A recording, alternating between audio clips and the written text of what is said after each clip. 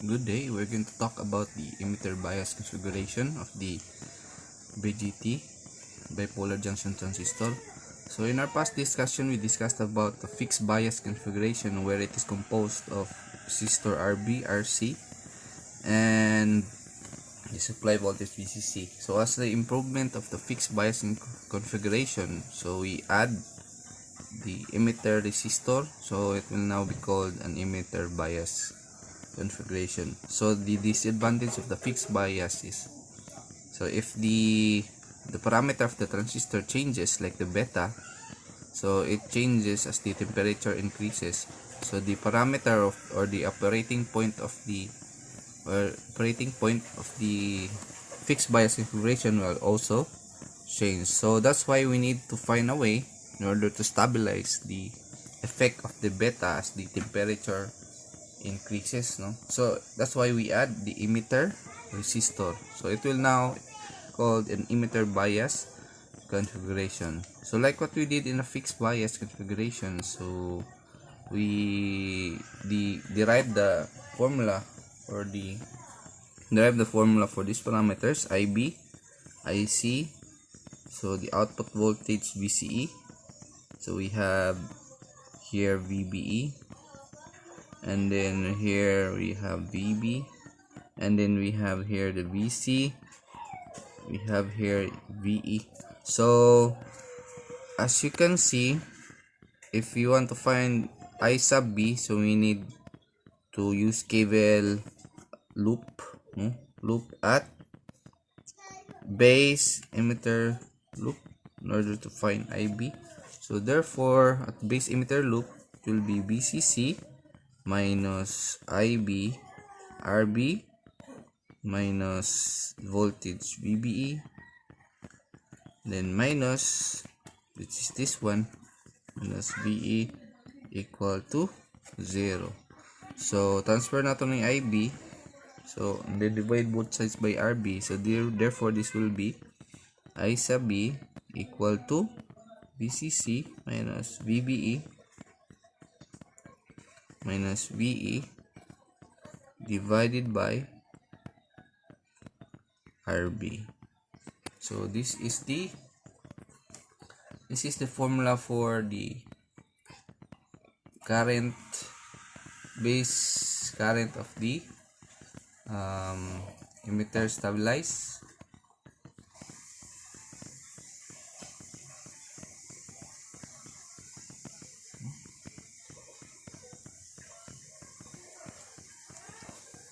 And by the way, we can still derive this VE, where this is equal to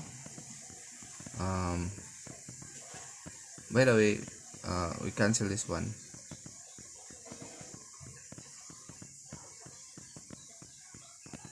So we'll proceed this in this equation. IB is equal to BCC minus VBE minus IE RE. So IRB there. No? And then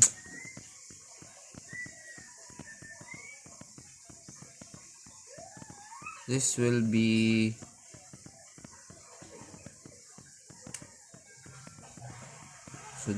RB IB equal to BCC minus VBE. So as you can see in our past discussion, I sub E is just equal to, so I sub E is equal to beta plus 1 times IB. So this is the formula for IE and with respect to I sub B. So we substitute this one to this equation. So RB is equal to IB BCC minus VBE. So minus, this is beta plus 1 IB RE. So how about we transfer this term to the left side? So RB IB, so plus beta plus 1 IB RE is equal to VCC plus VBE. So therefore we we take out the IB times RB plus beta plus 1 RE equal to VCC minus VBE. So divide both sides by this term. So this is VCC minus VBE equal to divided by RB plus beta plus 1 times R sub E. So this is equal to the base current. So the base current of the emitter bias configuration is equal to VCC minus VBE divided by RB plus beta plus 1 times RE. Where in our study, VBE is just equal to 0.7. And then IC is just equal to beta IB. And then also where VE is equal to, this is VE is equal to how about the output voltage? So the output voltage is equal to, so if you use KVL at collector emitter loop, so therefore this is VCC minus ICRC minus VCE minus IE RE equal to 0. So therefore this is BCE is equal to VCC minus ICRC minus IERE. But in this equation, as you can see, we let IC be approximately equal to IE, so there is just a small difference between the IC and IE, so that's why we let IC be equal to IE. So therefore BCE is equal to minus, so if this is equal, so IC times RC plus RE. So this is VCE. B sub the collector emitter voltage. So what else?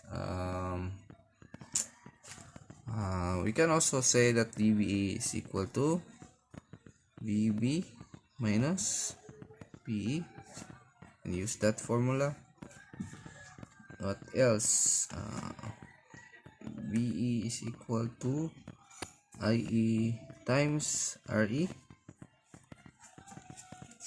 So these are the formulas needed to calculate the important parameters of emitter bias configuration. So let's have an example.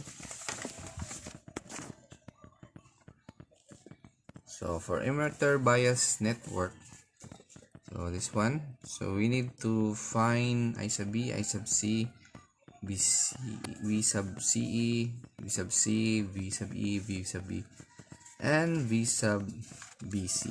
So in order to calculate this one, so we need to find first I sub B, where in our derivation of the formula, I sub B is equal to this. So letter A, I sub B is equal to BCC minus 0.7 divided by RB plus beta plus 1 times RE. Substitute the given values, so VCC is equal to 12.7 divided by 430k plus this is 50, so this is 51 times R sub E is 1 kilo ohms. So therefore this is 19.3 and this denominator is 481 kilo ohms. So base current is equal to 40.1 microamperes. So next is letter B. So letter B is equal to IC is, you memorize the formula, this is just equal to beta IB. This is 50 times 40.1 microampere. So IC is equal to 2.01 milliamps. How about letter C? Letter C is VCE. So ano yung formula? So VCE is just equal to BCC minus IC times RC plus R sub E. This is 20 minus 2.01 milliamps times RC is equal to 2K plus ang RE is 1K. So therefore, use your calculator. VC is equal to, this is 13.97 volts. Next, this is VC. So VC is equal to, as you can see, if you look at this one, VC is nadre. This is the collector voltage, where it is just equal to the summation of the collector emitter voltage and the emitter voltage, or pwede pod og 20 minus the voltage aning 2K nga resistor. So therefore VC is equal to 20 minus kanino nga voltage. So this is equal to VC. So if maglook ta KBL, this VCC minus this one ICRC minus this is VC minus VC equal to 0. So VC now is equal to VCC minus ICRC, where 20 minus 2.01 milli times 2K. So BC is equal to 15.98 volts. Next is VE. So VE is just equal to I sub E RE. So since I sub E is just approximately equal to IE, so therefore this is 2.01 milliamps times 1K. So VE is equal to 2.01 volts. Next, letter F. How about V sub B? So V sub B is just equal to, diba, if you say VBE is equal to VB minus VE, so therefore VB is equal to VBE plus VE. So therefore this is 0.7, so this is 2.01. So V sub B is equal to 2.71 volts. Next, V sub BC.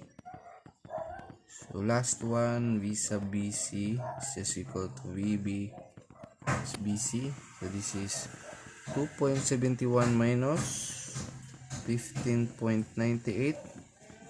So V sub BC is equal to negative 13.27 volts. So meaning the base collector terminal is naka-reverse bias since negative yung voltage. So these are the answers to this problem. So IB, IC, VCE, BC, VE, V sub B, and V sub BC.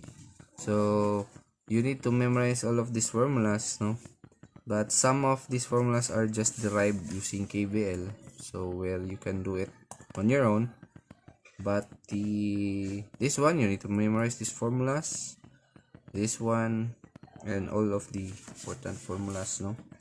So in compare with the compare the fixed bias and the emitter bias configuration, as you can see, if you look at this plot, like if you look at this table, so here, so you here, if in the fixed bias configuration, so if our beta is equal to 50, these are the values that we've get, no? 47.08 yung IB, 2.35 yung IC, 6.83 yung VCE. But let's assume that the temperature changes. So if the temperature changes, the beta of the transistor also changes. So say for example 50, increase siya to 100 due to heat. So atong beta is the same, 47, but as you can see, ang atong IC na increases to 4.71, and ato ang output voltage VCE decreases to 1.64, which is a significant decrease of the output voltage since the temperature increases, no? And also the beta also increases, which will affect our design. So that's why in fixed bias configuration, dili is just stable. So in compare it with the emitter configuration, muna siya emitter, same parameter 50. So these are the values nga to na solve, no? 13.97 yung output. So let's assume ni increase yung temperature, so that's why ni increase with yung beta from 100. So na lang siya slight changes, no? So from 40 hinggang 36.3, IC 3.63, ang yang output is 9.11. So dili ka siya significant compare with the fixed bias configuration ng output, no? Dako ka siya og drop. So so mas stable siya. So if you compare emitter and the fixed bias configuration ng result, mas stable ang emitter bias configuration compare with the fixed bias configuration if na slight change of the temperature, either mo decrease ba or mo increase yung temperature. So because the beta is directly proportional to the temperature change. Temperature increase, beta also increase po siya, which will affect our design. So in our next topic, which is the voltage divider, it will improve more the design, no? Mas stable ang next topic, which is the voltage divider configuration compared to the emitter bias configuration. So that's all.